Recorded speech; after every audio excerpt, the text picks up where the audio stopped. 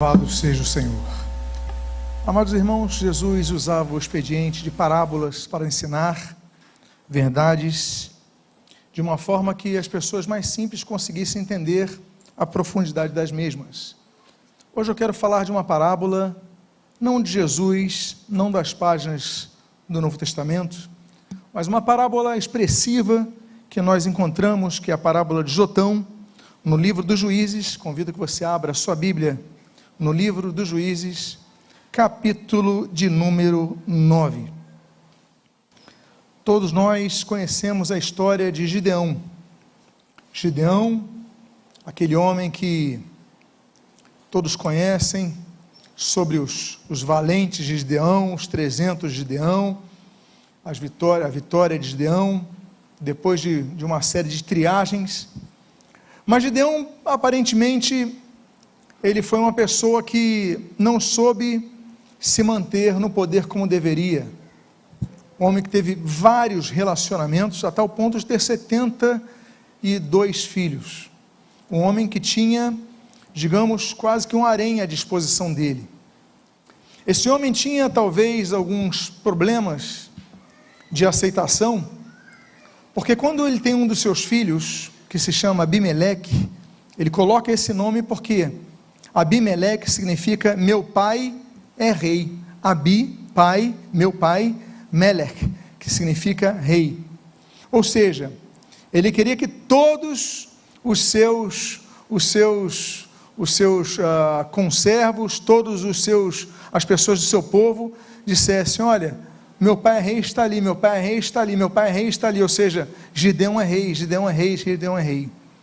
Esse Abimeleque, então, ele vai crescer, mas Abimeleque ele tem um diferencial em relação aos seus irmãos.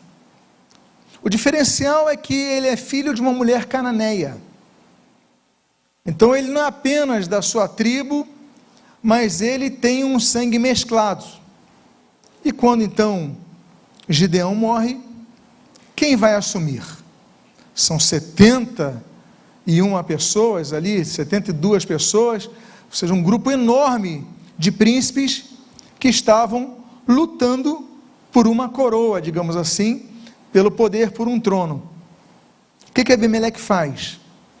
Ele faz uma reunião com seus irmãos, junta todos os irmãos, contrata uns assassinos, e quando seus 70 irmãos se reúnem, não entendem por que nosso irmão está chamando para uma reunião, ele mata todos os seus irmãos. Um assassinato de série, um assassinato seletivo aos seus irmãos, um fratricídio é cometido. Mas um dos irmãos, ele escapa, e esse irmão se chama Jotão. Ele foge, ele consegue ficar distante. Então, quando Abimeleque está com seu povo ali, já governando sozinho, no Monte Gerizim, Jotão aparece.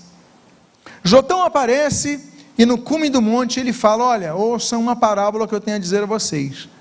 E nós vamos ler então no versículo 8, na sua primeira parte, o início desta parábola.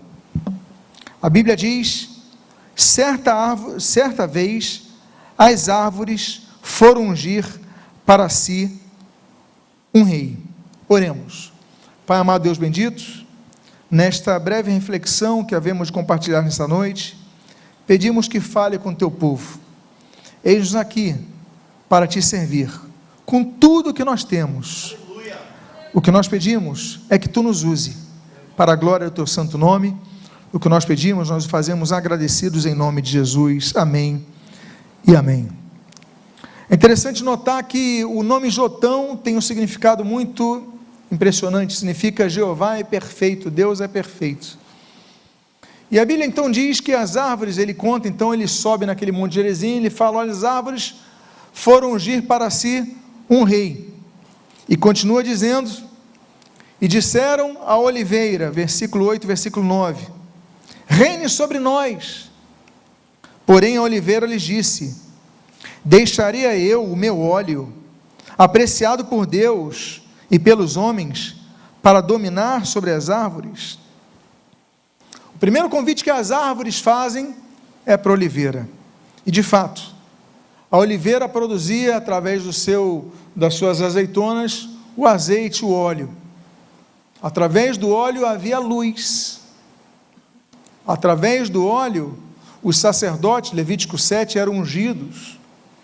Através do óleo, os reis, 1 Samuel capítulo 10, eram ungidos. Através do óleo, os profetas eram ungidos, como nós lemos ali, Elias com Eliseu. Através do óleo, então, altares eram consagrados ao Senhor. O óleo representava e representa até hoje cura, a imposição de óleo sobre os enfermos, como sinal de fé.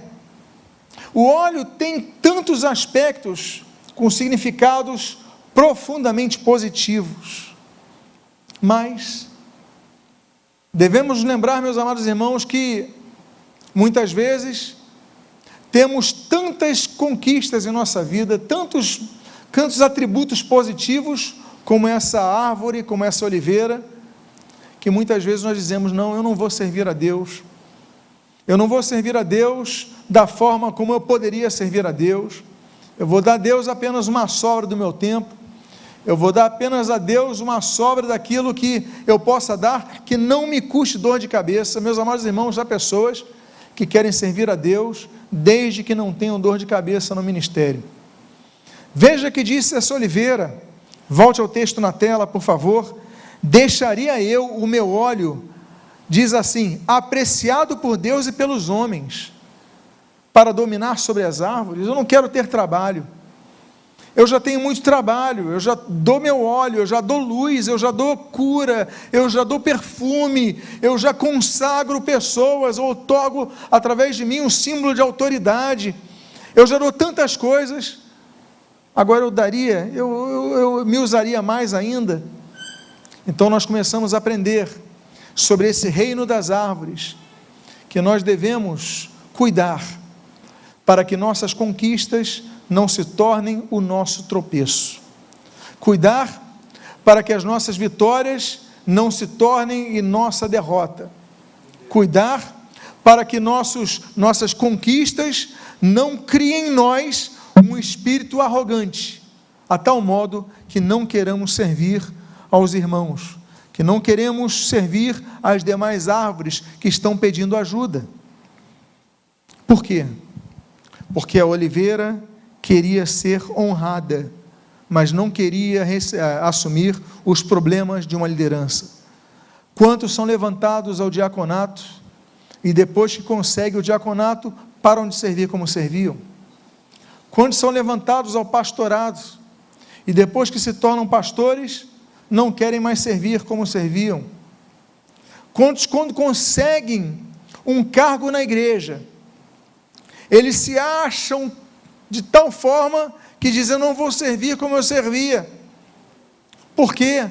Porque eu já dou azeite para a luz, eu já dou azeite para a comida, eu já dou azeite para a unção, eu consagro templos, eu já faço tantas coisas grandes, que eu não vou fazer mais isso. Por quê? Porque o orgulho tomou conta da oliveira.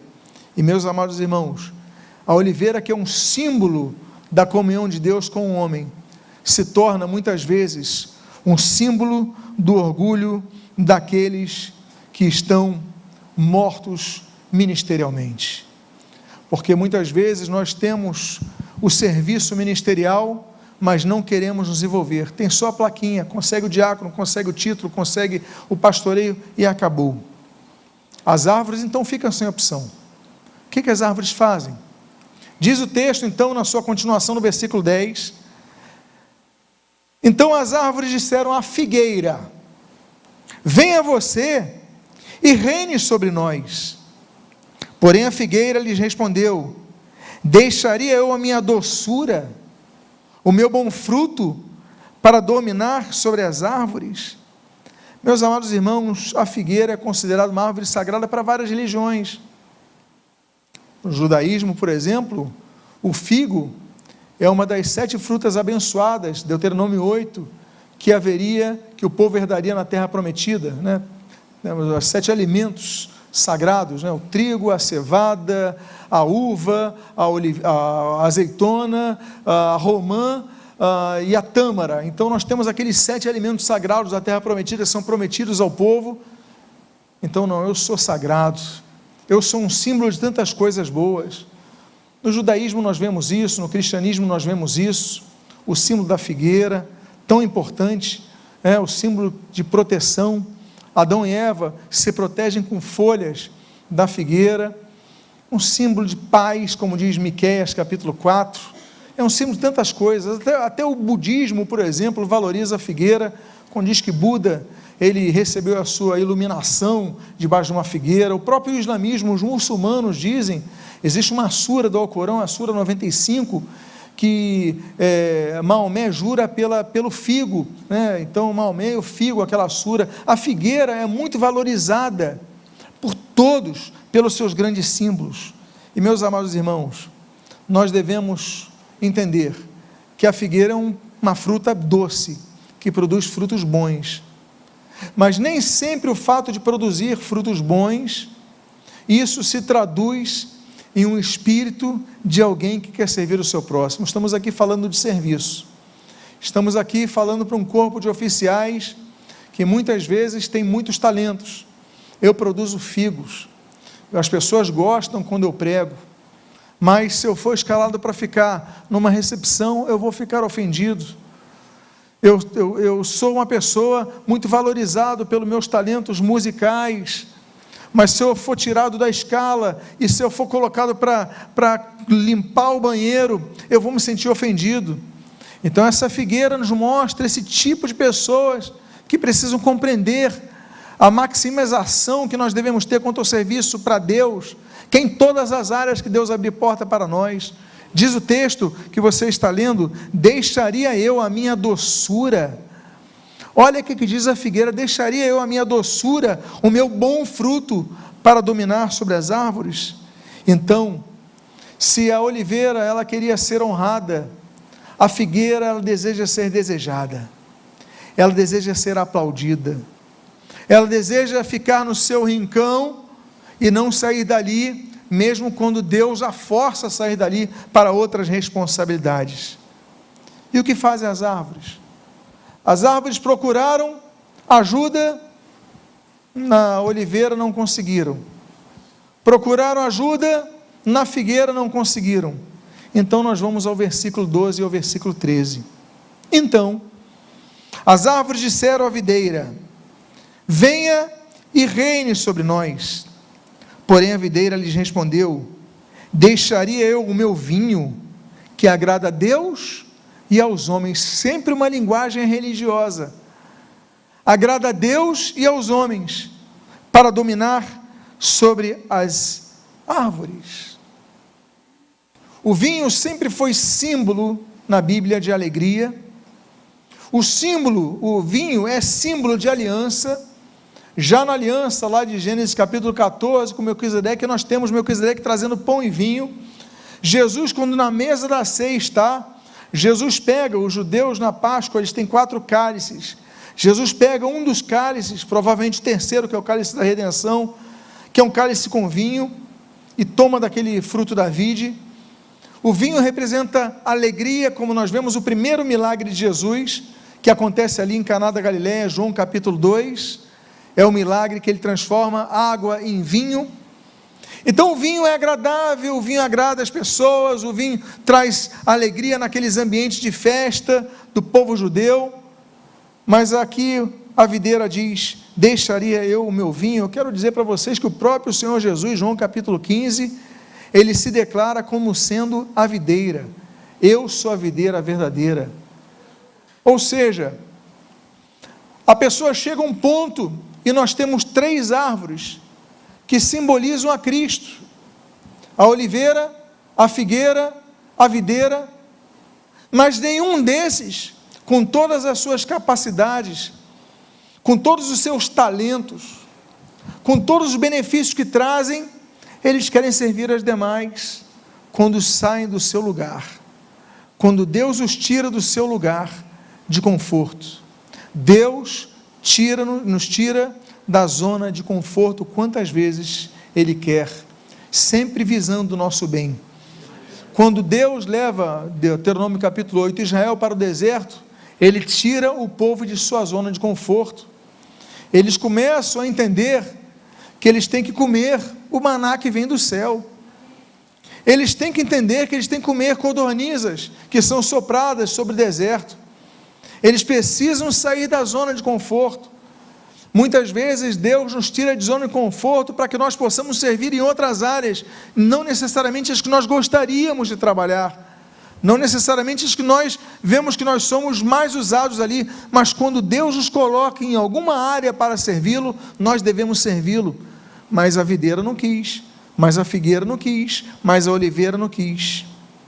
Então, no versículo 14, no versículo 15, nós lemos nesse livro de Juízes, capítulo número 9, o seguinte: então, todas as árvores disseram ao espinheiro: venha você e reine sobre nós. Agora nós temos uma resposta diferente. Diz o texto: e o espinheiro respondeu às árvores: se é verdade que me querem ungir rei sobre vocês, venham e se refugiem debaixo de minha sombra, mas, se não, que dos pinheiros saia fogo que consuma os cedros do Líbano. Meus amados irmãos, o espinheiro foi um dos sinais da maldição de Deus sobre a terra. Gênesis capítulo 3, versículo 18. Em Israel existem mais de 200 tipos de espinheiros diferentes. O espinheiro tem uma característica muito negativa: ela não produz frutos. Outra característica: ninguém gosta de ter um espinheiro, planta algo para ter espinheiro. Não, pode até ter espinho nas rosas, pode até ter espinho em algumas árvores frutíferas, mas o espinheiro em si, ele não produz nada, ele só produz espinho.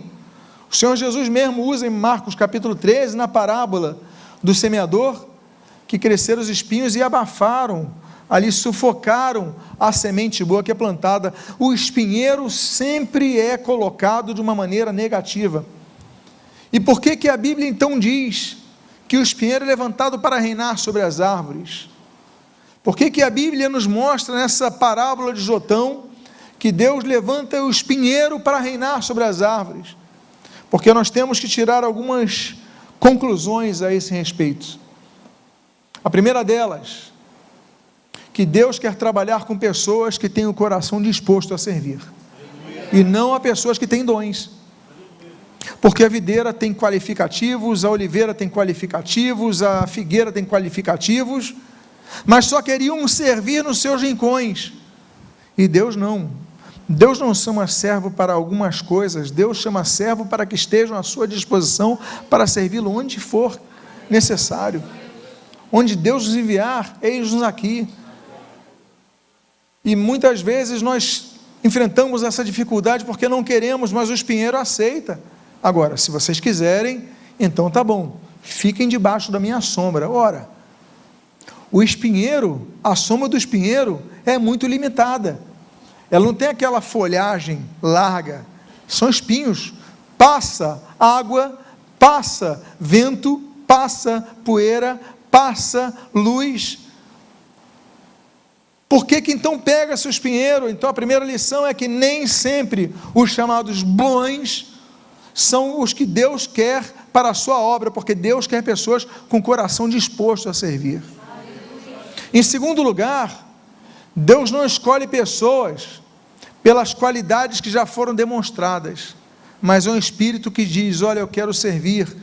E muitas vezes são as pessoas mais humildes que Deus quer usar, porque pessoas que têm título, pessoas que têm currículo, pessoas que têm grandes nomes, muitas vezes perdem o desejo de servir, porque ficaram só com os seus frutos. Não, Deus quer te usar em mais áreas, Deus quer te usar muitas vezes, onde vocês, onde nós, onde eu me coloco nisso, muito além do púlpito, Deus quer nos usar.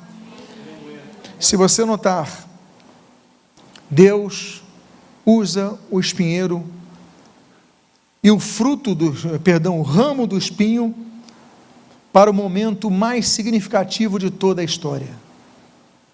Jesus, ele veio como rei. Jesus, ele reina. Jesus, ele é chamado de Rei dos Reis, assim como é chamado de Senhor dos Senhores. Mas no momento da cruz do Calvário, quando colocaram uma coroa, não colocaram uma coroa de ouro, mas colocaram uma coroa de espinho. Foi na humildade máxima, e posso dizer, na vergonha máxima, que alguém podia passar, morrer, na pena de morte romana. Havia outras formas, mas a forma mais vexatória era a morte de cruz, e Jesus foi exposto a ela, numa coroa de espinho, e é com aquela coroa de espinho que Jesus foi glorificado. É no momento de humilhação que Jesus, ele derramou o seu sangue e venceu todo o principado e potestade. Foi com espinho, não foi com rosa. Não foi com espinho, não foi com margaridas. Foi com espinho, não foi com figos. Não foi com as flores da figueira. Não foi foi com um espinho. Jesus, com o espinho, foi o vencedor de todas as coisas. E muitas vezes Deus quebra a lógica. Deus quer falar: olha, a videira não quer servir além de onde ela serve, a oliveira não quer servir além de onde ela serve, a figueira não quer, a videira não quer servir além de onde ela serve. Então eu vou pegar um espinheiro, mas o espinheiro vai servir, e através do serviço, através do sacrifício, através da coroa de espinho, todos foram servidos e todos foram salvos através disso. Deus, a Bíblia diz em Tiago 4,6, ele exalta os humildes. Ele resiste aos soberbos, mas exalta os humildes. Deus transforma maldição em bênção.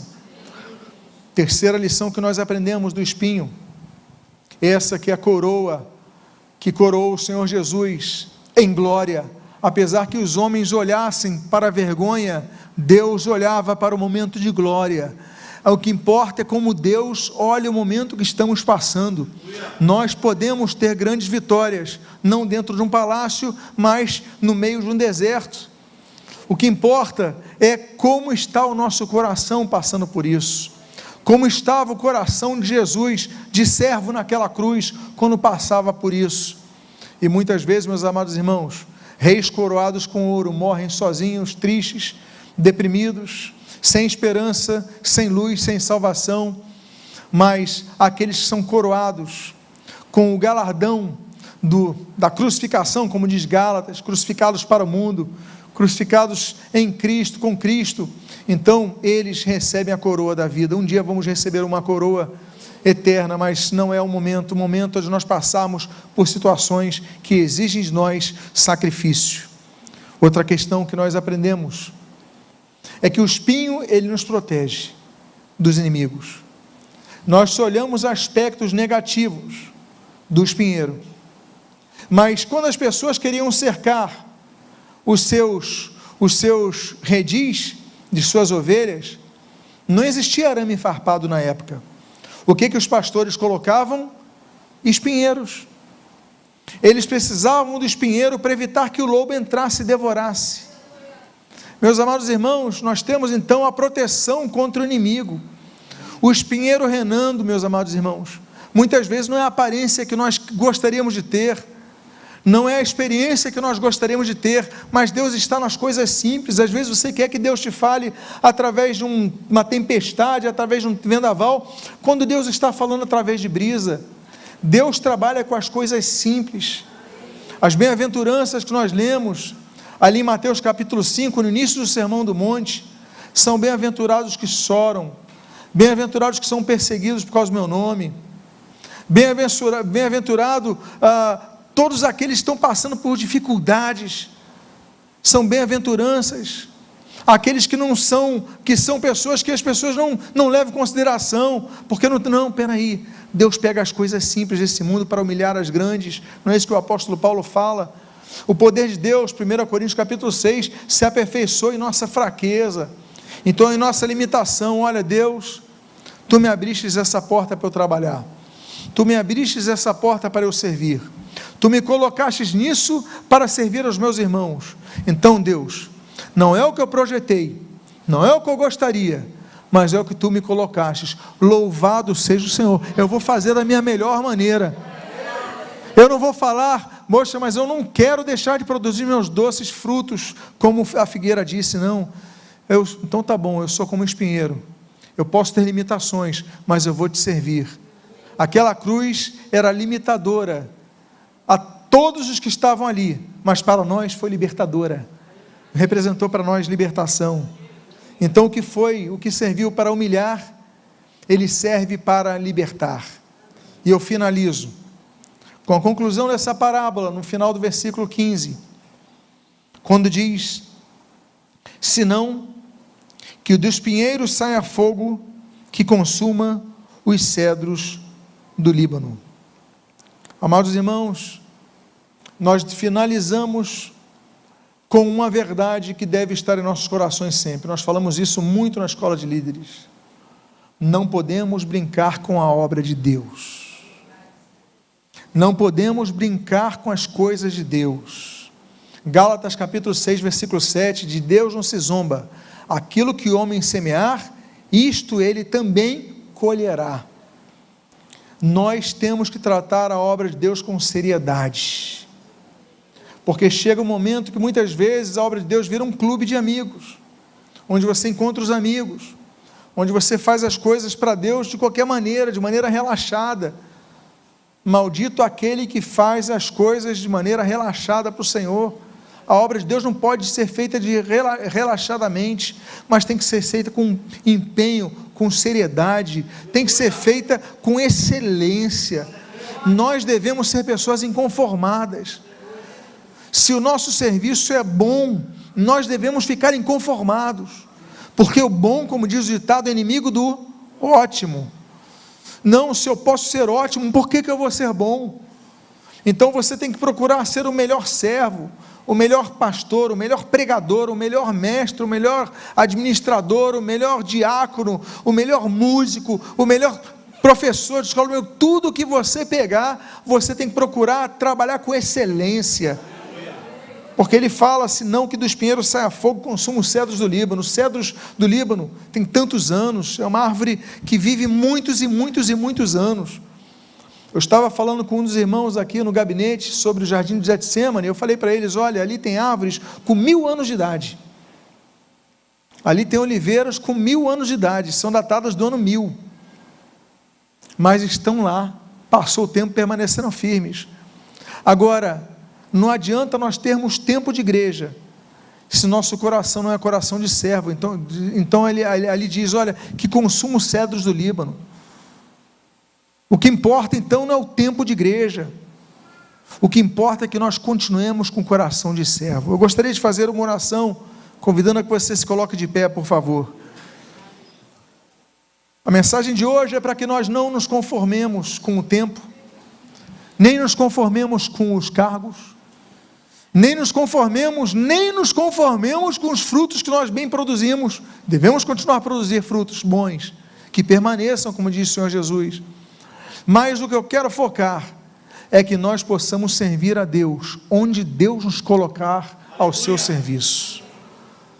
Como diz aquela canção, não importa onde for, servirei o meu Senhor, sobre terra ou mar, onde quer que eu vá, irei, porque Ele é a quem nós servimos, e não a nós mesmos.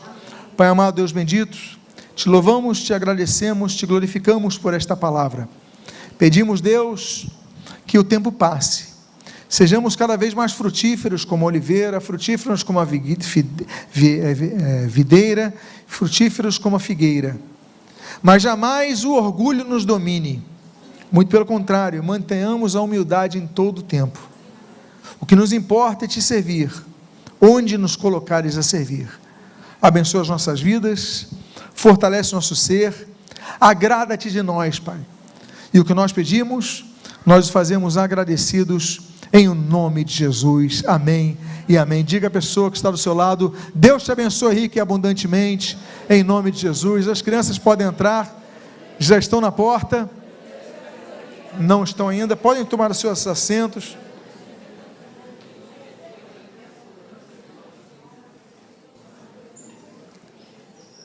Mas as crianças eu presumo que já estejam a caminho. Eu gostaria de... Podem tomar seus assentos, muito obrigado. Nós vamos encerrar dessa forma, como nós aqui comentamos. Eu fiquei com o coração muito gratificado. Vou pedir que, por favor, tirem aqui esse púlpito, para que nós possamos deixar as crianças totalmente à frente, visíveis aqui. Eu vou pedir que me ajudem aqui com a microfonagem, não sei se esse é o termo, mas que possam colocar aqui os microfones para que todas as crianças sejam, enfim, abarcadas. Podem subir, as crianças podem subir. Mas eu me emocionei porque as crianças, tanto com as crianças da usina, mas as crianças de Benfica se prepararam para cantar um hino e louvar o Senhor em árabe. Árabe que representa as nações que mais perseguem o Evangelho. E eu fico imaginando, eu não sei, os professores naturalmente que ensinaram estão aqui, mas quantas aulas, quantas horas, podem subir por favor, que foram dedicadas a esta canção. Então eu gostaria de terminar esse culto com as crianças louvando ao Senhor em árabe. E que essa mensagem um dia possa chegar nas comunidades árabes do mundo inteiro. A começar com o nosso Brasil, temos acompanhado o drama dos afegãos que estavam estacionados, acampados ali no aeroporto de Guarulhos, e que hoje estão sendo relocados ali na região de Campinas. A Junta de Missões Batista, a Junta de Missões Mundiais, a Junta de Missões da Igreja Batista, abraçou esses afegãos. Então quero louvar a Deus por essa visão missionária, louvar a Deus por André Simão, um irmão que eu ganhei na minha família, que está dentre esses coordenadores com os afegãos. E eu falo dos afegãos que estão hoje debaixo do governo talibã, talvez um dos governos que mais persigam aqueles que abracem a Cristo, que hoje possam ter acesso a essa canção. Shukran, Habibi.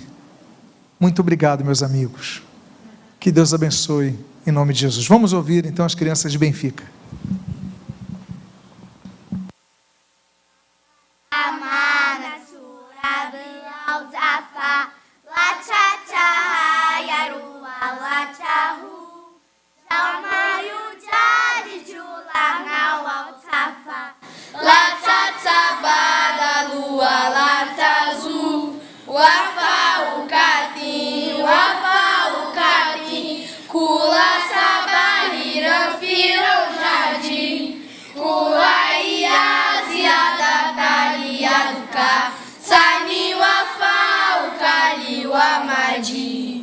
Fakat amanat surabi auzafa la tatahayaru wa la tahu dama yujadiju lana wa tafa la tatabadalu wa la tazu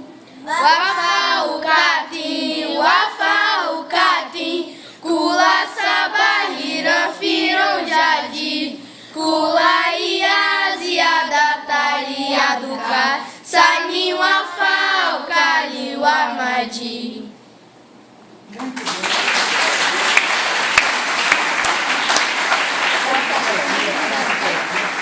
Vamos ficar de pé, vamos encerrar esse culto.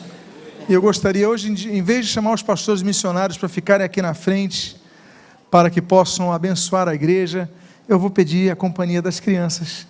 Vamos orar juntos, abençoarmos juntos a igreja, vamos estender nossas mãos para a igreja, vamos receber essa bênção. Pai amado, Deus bendito, nós te louvamos, nós te agradecemos pela tua palavra que foi pregada, pelos testemunhos que foram aqui compartilhados, pela participação das crianças da usina e de Benfica, Senhor, que chegaram de maneira tão intensa aos céus, abalando as estruturas de todo mundo por esse louvor tão genuíno. Muito obrigado, Senhor. Pedimos pelos afegãos que chegaram ao Brasil, Senhor, que sejam alocados de maneira adequada, Senhor, que eles possam, Senhor, também ser, Senhor, alvos do amor dos irmãos que os abraçaram, que já têm sido alvos, mas também pela pregação da palavra de Deus, de maneira tão sábia, de maneira tão cuidadosa e amorosa, que adentre aqueles corações. Pai amado, pedimos as Tuas bênçãos sobre nós. Abençoa as nossas igrejas, que são Tuas, Pai, mas as igrejas onde nós temos servido, muito obrigado, nós pedimos, leva-nos aos nossos lares em paz e em segurança, guardados e protegidos por Ti, debaixo do amor de Deus, o nosso Pai, da graça salvadora do Senhor Jesus Cristo e das doces consolações do Espírito Santo de Deus, hoje e para todo sempre. Amém e amém. Que Deus abençoe em nome de Jesus. Deus abençoe. Muito obrigado.